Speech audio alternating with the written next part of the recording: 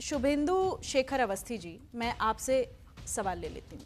तमाम तरह की आप पॉलिसीज़ की बात करते हैं रोड सेफ्टी को लेकर, लेकिन ये कैसा ट्रेंड सेट होता चला जा रहा है जब हम मौतों को मर्डर की श्रेणी में रखा जा रहा है।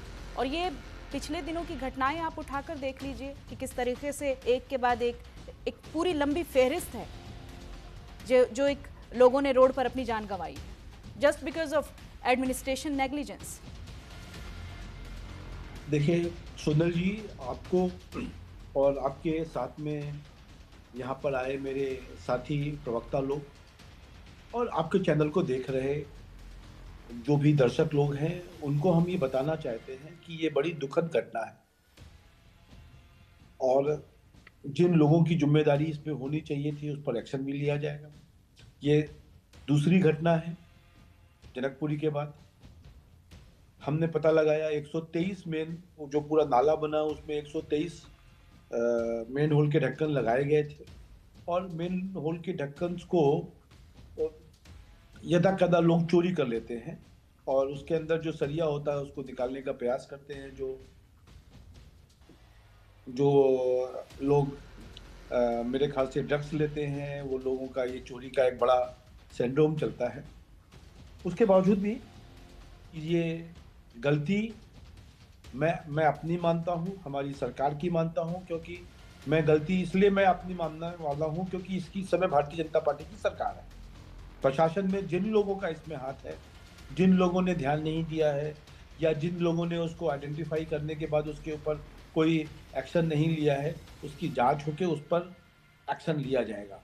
जब 24 जनवरी को हमने एक लेटर निकाला था और कहा था कि जब नोएडा वाला केस हुआ था उसके बाद पूरे जल बोर्ड के सभी अधिकारियों को ये कहा गया था कि सीवर को कहीं पे कोई गड्ढा है, कोई मेंटेनेंस के लिए साइट पे काम चल रहा है या कहीं पर कुछ ओपन इस तरीके की ड्रेन बनी हुई है तो उसके लिए प्रॉपर लाइट लगाया जाए। जो कॉन्ट्रैक्टर है वो उसका प्रॉपर बैरिकेड करे जिससे कि कोई गलती ना हो। फिर भी कल ये घटना हुई है। जैसी जानकारी आई है, मैं खुद गया था वहाँ पे उन दोनों लोगों ने, 2 लोग थे, मजदूर थे, उन्होंने लगातार देर रात तक बहुत ज़्यादा ड्रिंक किया।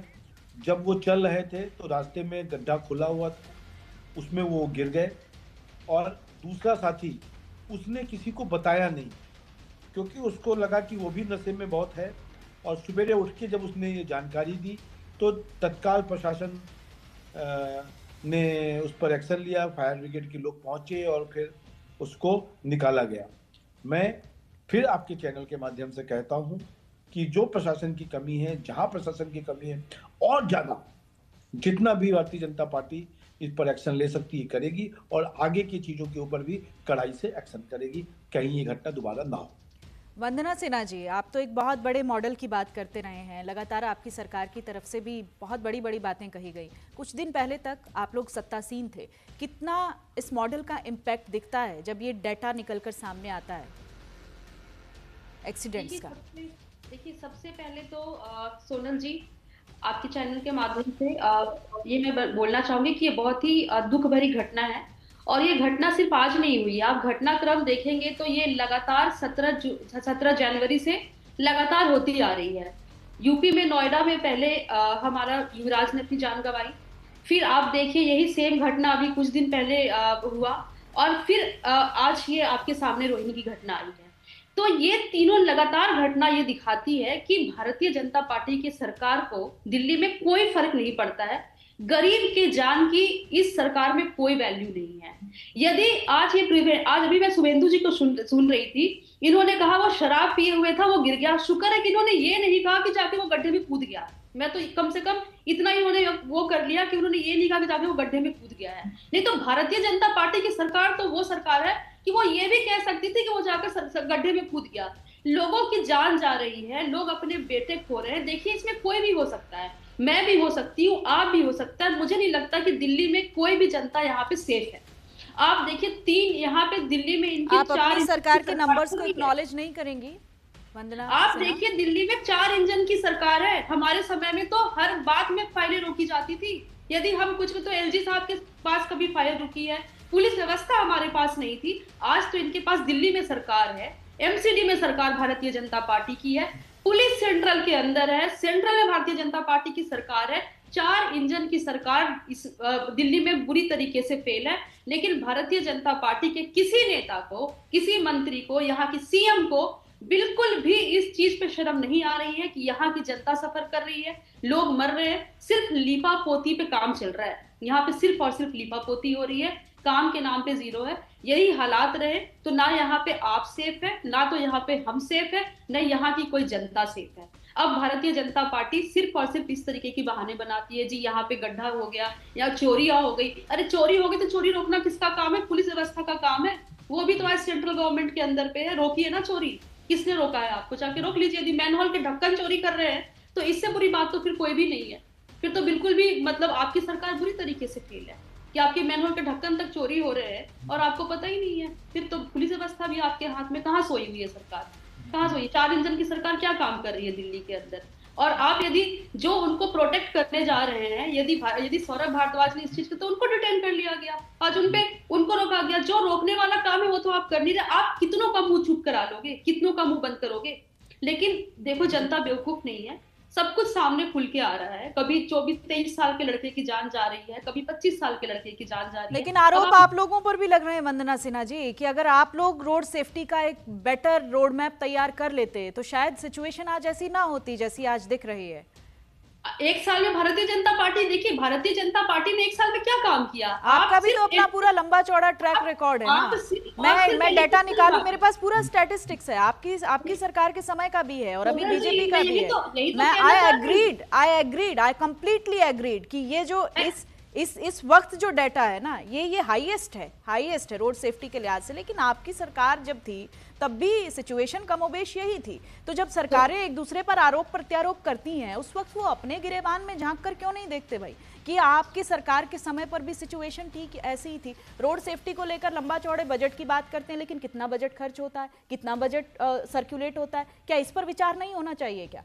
वंदना सिन्हा, देखिए मैं यही तो कहना चाह रही हूँ सोनल जी, हम जब दिल्ली की सरकार में थे तब भी हम स्ट्रगल कर रहे थे। एलजी साहब हर फाइल को रोक के बैठ रहे थे, पुलिस व्यवस्था हमारे हाथ में नहीं थी। आज तो इनके पास सब कुछ है। यदि हम काम करना चाह के भी दिल्ली में काम नहीं करवा पाते थे क्योंकि पूरा का पूरा एडमिनिस्ट्रेटिव सिस्टम इन्होंने लेके बैठा था। आज तो सब कुछ भारतीय जनता पार्टी के पास है। 1 साल से इनकी सरकार है दिल्ली के अंदर, इन्होंने दिल्ली को 1 साल में जर्जर व्यवस्था में लेकर आए हैं। आए दिन रोज के रोज आप देखिए क्या काम हो रहा है, क्या सेफ्टी मेजर्स लिए इन्होंने। कोई बहुत बड़ी इमारत भी होती ना, बड़ी सुदृढ़ इमारत होती है तो उसको भी ढहने में वक्त लगता है। वंदना सिन्हा, आप अगर एक सुदृढ़ इमारत खड़े करते तो वो 1 साल में ढह जाएगी। मैं इस बात से एग्री नहीं करती हूँ वंदना सिन्हा। एक एग्जाम्पल सेट करना पड़ता है। ठीक है, मैं बाकी मेहमानों का रुख करूंगी, मैं आपके पास फिर से लौटूंगी। भूपेश यादव हमारे साथ कांग्रेस के प्रवक्ता भी जुड़े हुए हैं। भूपेश यादव जी, कब तक ऑपोजिशन सिर्फ क्रिटिक ही बना रहेगा कि कलेक्टिव फ्रेमवर्क क्यों नहीं सामने आता है? जहां पर आप लोगों की सरकारें हैं वहां पर भी इसी तरीके का हाल है। तो लगता नहीं कि रोड सेफ्टी को लेकर तमाम पार्टीज को एक सीरियस जेस्चर दिखाना चाहिए? सोनल जी, मैं आपकी बात से बिल्कुल सहमत हूं कि एक पक्की मजबूत वाली नींव इमारत की जिसकी हो उसको भी ढहने में समय लगता है। तो यही काम आम आदमी की पार्टी में किया है। शीला दीक्षित जी ने एक पक्की इमारत बना के दी थी जिसे 12 साल ढहने में लगा और उसी की 12 साल की 13 साल की मलाई इन्होंने खाई है, जिसका हश्र अब देख रहे हैं कि दिल्ली की स्थिति बिल्कुल चरमरा गई है। दिल्ली में कानून नाम की कोई चीज नहीं है, दिल्ली में रोड्स नहीं है, दिल्ली में सीवेज की समस्या है, दिल्ली में प्रदूषण की समस्या है, दिल्ली में ट्रांसपोर्ट की समस्या है। तो इन दोनों पार्टियों ने, बीजेपी ने और आप पार्टी ने मिलकर दिल्ली का वो हश्र कर दिया कि दिल्ली रहने लायक नहीं रही है। आप सोचिए किसी के घर का चिराग बुझ गया, किसी माँ का बेटा चला गया, किसी बहन की राखी चली गई और आप यहाँ बैठकर सिर्फ पार्टीबाजी करते रहेंगे क्या? भूपेश यादव जी, मैं कलेक्टिव फ्रेमवर्क की बात कर रही हूँ, आप यहाँ फिर से राजनीति लेकर आ गए। आपको मैं कलेक्टिव, अब आप अपनी सरकार गिनवाने लग जाना। वंदना सिन्हा जी अपनी गिनवाएंगी और फिर शुभेंदु शेखर अवस्थी जी अपने 1 साल के काम गिनवाने लग जाएंगे। ये मंच यहाँ पर चिंता के लिए है और ये चिंता आप तीनों की बराबर होनी चाहिए। आप मुझे इजाजत दे तो मैं बोलूं? हाँ बोलिए। मैं कलेक्टिव फ्रेम की ही बात कर रहा हूं, मैं उसी पे आ रहा था, लेकिन आपने समय ही नहीं दिया।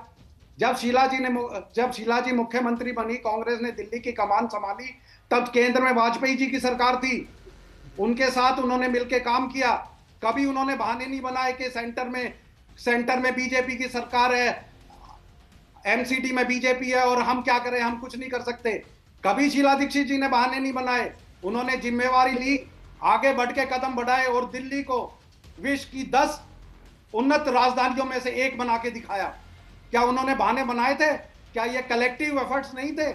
बीजेपी की सरकार के साथ काम किया उन्होंने, दिल्ली में कांग्रेस की सरकार थी, काम किया उन्होंने। कभी भी अपनी जिम्मेवारी से उन्होंने पीठ नहीं दिखाई जिम्मेवारी को, और उन्होंने दिल्ली को इस लेवल पे बनाया कि ये 14-15 साल में दिल्ली का जो हश्र किया है, ये उन्हीं की बदौलत से ये दिल्ली आज इस स्थिति में पहुंची है। नहीं तो ये पहले दूसरे साल में जो चरमरा जाती, जिस तरह अभी चरमराई हुई है।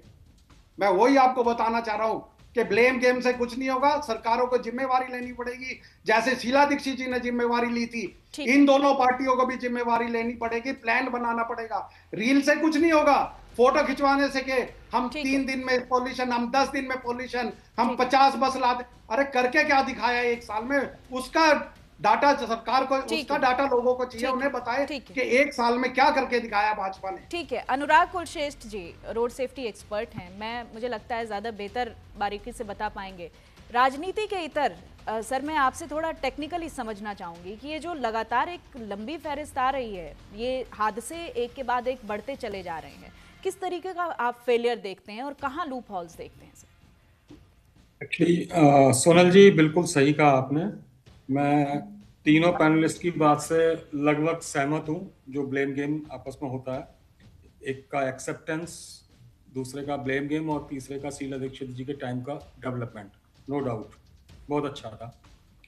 लेकिन यहाँ पर दिल्ली में मैं अगर रोड सेफ्टी एक्सपर्ट की हैसियत से अगर मैं आपको बताऊं, दिल्ली में 95% क्रॉसिंग्स अनसेफ हैं, डिजाइंड उनकी बहुत गलत है। जो ब्लैक स्पॉट आज से 15 साल पहले थे, वो ब्लैक स्पॉट लगभग आज भी वही हैं जी। मैं एक फ्रेमवर्क की बात करना चाहता हूं यहाँ पर कि अगर तीनों पार्टीज में से अगर किसी के पास फ्रेमवर्क हो कि रोड सेफ्टी को लेकर ये पॉइंट होने चाहिए, तो शायद मैं समझूंगा। बहुत जरूरी बात है, बताइए जी। दूसरा, आज से मैं एक छोटा सा बड़ा एग्जांपल एक आम आदमी की तो छोड़िए, यहाँ पर अगर एक वीआईपी की डेथ होती है, मैं गोपीनाथ मुंडे जी का एग्जांपल लेना चाहता हूँ। बिल्कुल, आज से लगभग 12 साल लगभग हो चुके उस डेथ को। उनके केस सीबीआई को ट्रांसफर किया गया, बहुत बड़ा इन्वेस्टिगेशन था, सीबीआई को ट्रांसफर किया गया। आईआईटी दिल्ली और सेंट्रल रोड रिसर्च इंस्टीट्यूट ने 2 रिपोर्ट्स दी वहां पर सीबीआई को। दोनों में ये लिखा था कि इस चौराहे की डिजाइन गलत थी, और यहाँ पर जो वेजिटेशन जो किया है, पूरी दिल्ली में जिस तरह का वेजिटेशन है वहां पर भी वैसा ही वेजिटेशन था, और उस वेजिटेशन की वजह से जो विजिबिलिटी होती है वो कम थी वहां पर, और वो दोनों ड्राइवर एक दूसरे को नहीं देख पाए, इसकी वजह से वो एक्सीडेंट हुआ जी। आज लापरवाही का या फ्रेमवर्क का ना होना, उसकी वजह से आज तक उस पर 1% भी किसी ने फोकस नहीं किया। हम हर चैनल पर, हर पॉलिटिशियंस ने उनके बारे में बोला कि मेरा दोस्त चला गया, मेरा इस बहुत बड़ा नुकसान हो गया देश का, बट ऐसे केस में भी अगर 1% काम नहीं हुआ जी। सरकारें कौन सी थी मैं उसमें नहीं जाना चाहता, बट दिल्ली में पेडेस्ट्रियन की डेथ होती है 50% मोटरसाइकिलिस्ट की डेथ होती है जी। पेडेस्ट्रियन, जैसे नमूना एक ये पेडेस्ट्रियन का था कि पेडेस्ट्रियन जो है अनसेफ इंफ्रास्ट्रक्चर की वजह से उसमें गटर में गिरकर डेथ हुई उनकी। लेकिन 50% मैं बता रहा हूँ कि यहाँ पर पेडेस्ट्रियन फैसिलिटी इतनी पुअर है दिल्ली में, और उसको सुधारने के लिए कभी भी कोई काम नहीं किया गया। सरकारों के सामने सिर्फ एक एजेंडा होता है, या तो सड़क को बनाओ, या सड़क को लेयरिंग करो, या फिर मेंटेनेंस वर्क करो जी। लेकिन अगर सेफ सिस्टम अप्रोच की बात करूं, जो कि इंटरनेशनली अप्रूव्ड है, कि सेफ सिस्टम अप्रोच का मतलब है पेडेस्ट्रियन सबसे पहले सुरक्षित होना चाहिए। पेडेस्ट्रियन कहीं पर भी सुरक्षित नहीं है। दिल्ली के फुटपाथ, मैं बहुत जिम्मेदारी के साथ बोल रहा हूँ, 90% फुटपाथ वॉकेबल नहीं है, मतलब जो बने हुए हैं फुटपाथ, मैं उनकी बात कर रहा हूँ, 90% वॉकेबल नहीं है। आप उन पर कंटिन्यूअसली 1 किलोमीटर तक चल नहीं सकते जी। नंबर 2, मैं 2 व्हीलर्स के बाद आता हूँ कि 2 व्हीलर्स के केस में दिल्ली में 50% डेथ लगभग 2 व्हीलर्स राइडर्स की होती है जी। दिल्ली में आज की डेट में एक मेजरमेंट लिया जाता है कि आपके पास हेलमेट होना चाहिए जी। लेकिन दिल्ली में नकली हेलमेट, आपने देखा होगा कि दिल्ली की 100% महिलाएं एक टोपी टाइप ऑफ हेलमेट लगाती हैं जी। जो कि BIS अप्रूव्ड नहीं है और कंप्लीटली अनसेफ है, लेकिन किसी के कान पर जू नहीं रेंगती। मतलब 95% ladies, more than 95% ladies use कर रही हैं।